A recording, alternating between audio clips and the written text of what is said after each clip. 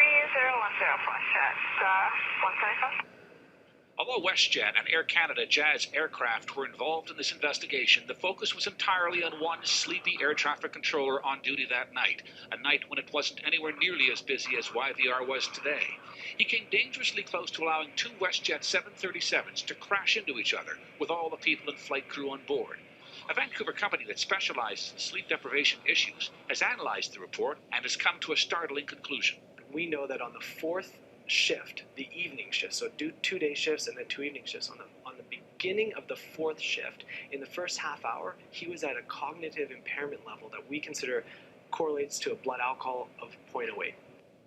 At 11 p.m. on April 15, 2011, the north runway at Vancouver International was closed for repair work. A light rain was falling, but visibility was considered good. The air traffic control tower cleared an Air Canada Jazz Flight 269 to taxi to position midway down the runway for a westbound departure.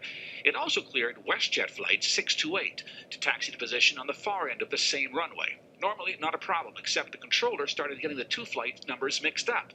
The confusion delayed the departure long enough for incoming WestJet Flight 2057 to abort its landing just as Flight 628 was accelerating and lifting off the runway.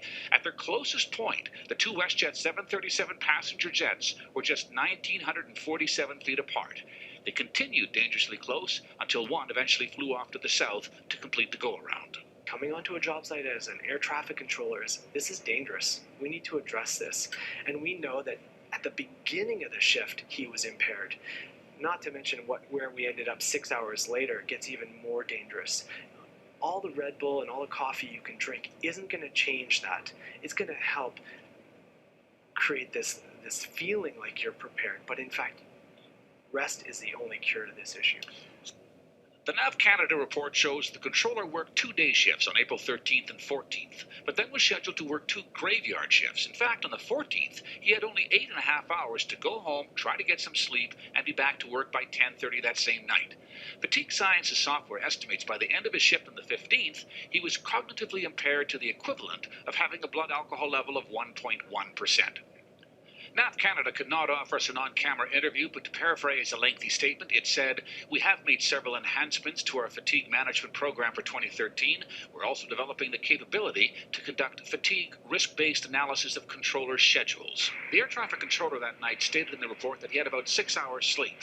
The analysis done by the company Fatigue Science is assuming that was a good sleep and not a restless one. Ted Chernecki, Global News.